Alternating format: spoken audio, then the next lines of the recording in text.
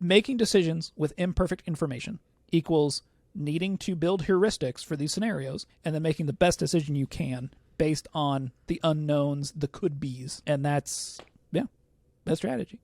Distraction makers. Okay, so what are heuristics? It's a way of thinking. We're talking about it in reference to strategy games. Specifically, we're going to talk about Magic the Gathering because that's what I am most familiar with. Yeah. So a great example of a Magic heuristic is what's called Bolt the Bird. Right. Okay. So what does that mean, right? Outside of people who don't play Magic, that's going to be convoluted. All right. So there's a spell called Lightning Bolt, which is where Bolt comes from. And there's a card called Birds of Paradise, which is where Bird comes from.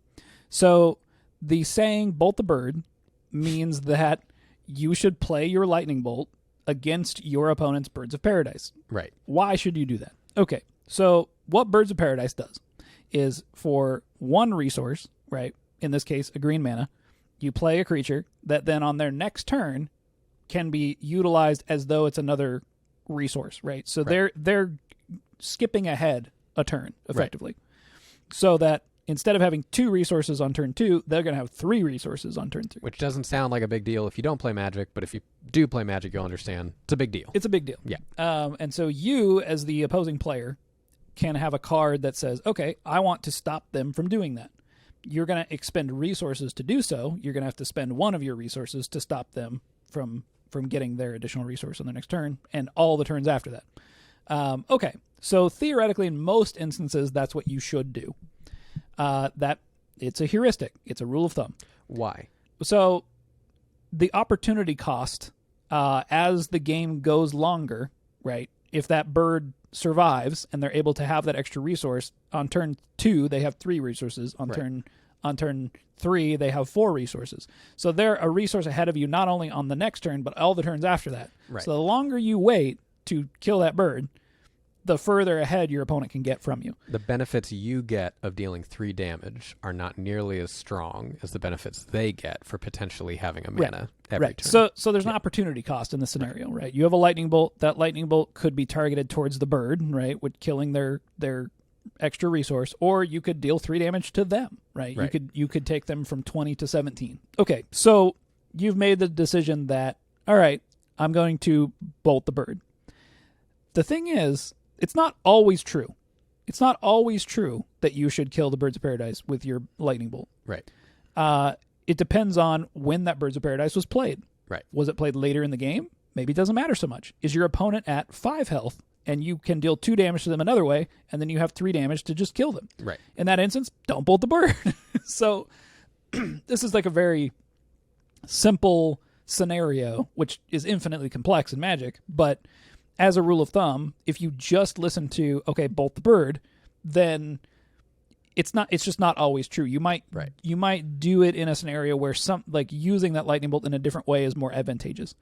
And this idea, this concept of when is it right to bolt the bird, when is it right not to, extrapolates to the entirety of the rest of the game, right? Not only does this apply to counterspells or whether or not you should attack your opponent, it's foundational to the test of skill that is happening in Magic, right? Rather than it being like, well, I can just memorize Bolt the Bird, so whenever I see a Birds of Paradise, I should just kill it.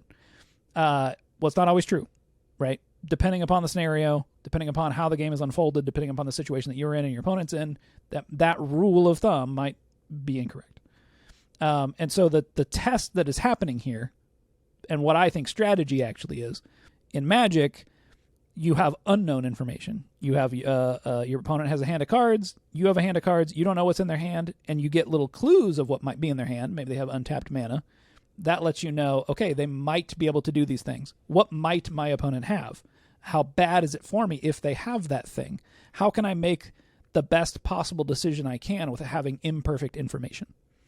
And I think that, one, this is just a great applicable skill to life in general, because life, it's that, like, you don't have perfect information. Mm-hmm. You have to make decisions all the time with imperfect information.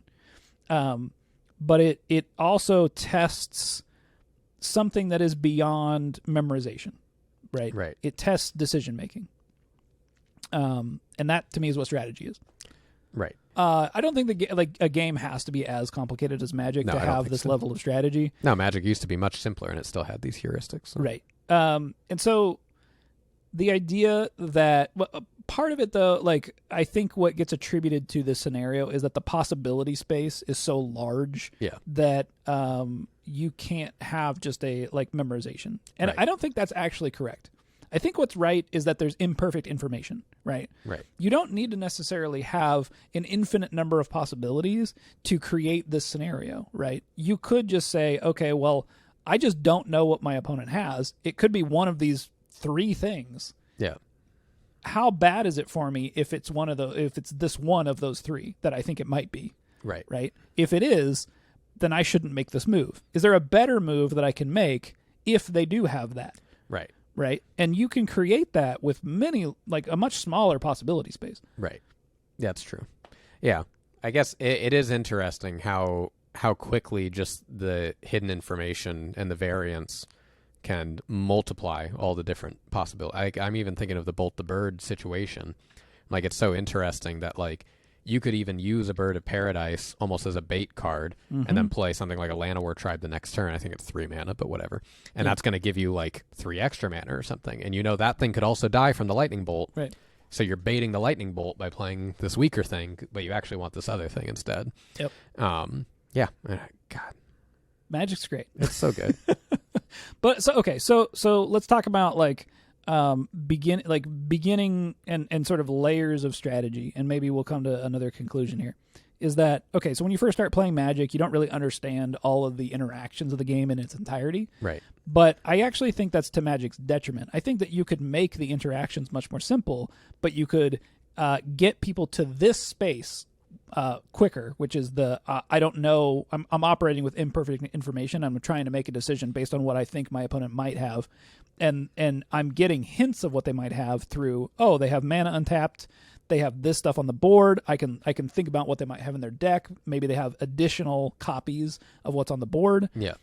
You can get that out of the game without all of the different levels of interaction. Yeah. You can even get that without being able to play anything on your opponent's turn. I guess I'm just wondering, like, is there a way that we can discuss how to design and implement heuristics into your games? Because I think you're right, is that it's going to be an outcome, right? People are always going to try and find the way of better optimizing their play for a particular game. Right. But right. I think what's difficult is making sure, if you want to have a competitive game, having that optimization have so many layers to it that it keeps those players interested, right? You don't want them to optimize the game into 3 layers and they go, oh, okay, like I just do these things and then I win every time. Right. So if we think about things at a sort of a systemic level, like a systems level, right?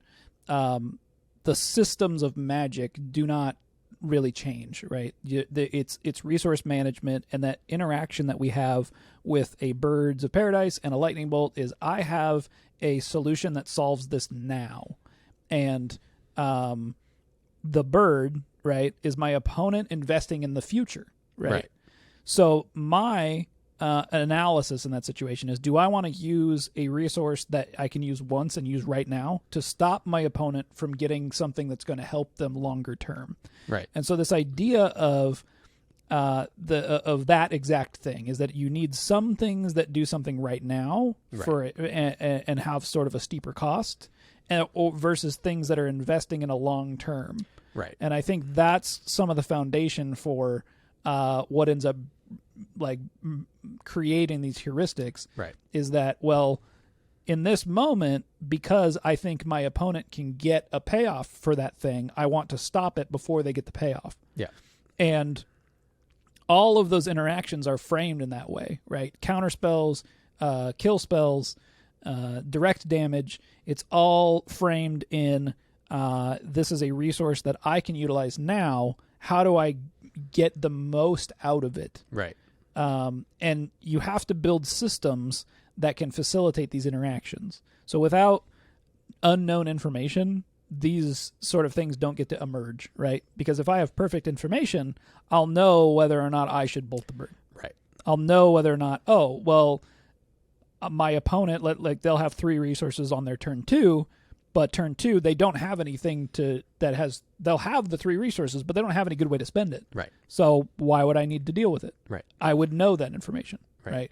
So without unknown information, I don't think that you get heuristics. It's like you said, imperfect information or imperfect results of your choices, basically. It's actually really funny because output variance gets a really bad... It solves this. It's the same thing. It's what this is. You talk a lot about XCOM, and I think XCOM is a good example where when you can generally get a sense of the chances of you succeeding at a certain thing, right? Because XCOM shows the percentage chance of you being able to hit something. Right. Then you're able to make those kind of same decisions of like, okay, what is the benefit of, aiming at this thing that I have a 40% chance to hit? Or should I go and hit this thing that's 90% chance to hit? What's going to give me the biggest reward? Right. And I think where the most interesting stuff comes up in XCOM is, okay, I have a 80% chance to hit this thing. What is, if I miss, what's the worst thing that happens? Right. Do I have another person in my unit who can take another shot at that enemy? Or is it, if I miss this shot, that guy, my guy is going to die, right? Like they're going to then be able to melee attack me or something. And that's a huge drawback. And all of your decision making is framed around that way of thinking. Yeah. And that's all output randomness, right? That's all output variance. You're making decisions with imperfect information. Right. And I think that is almost a necessity to strategy, is making decisions with imperfect information equals needing to build heuristics for these scenarios, understanding as much as you can about the situation, and then making the best decision you can based on the unknowns, the could-be's. Right. And that's strategy.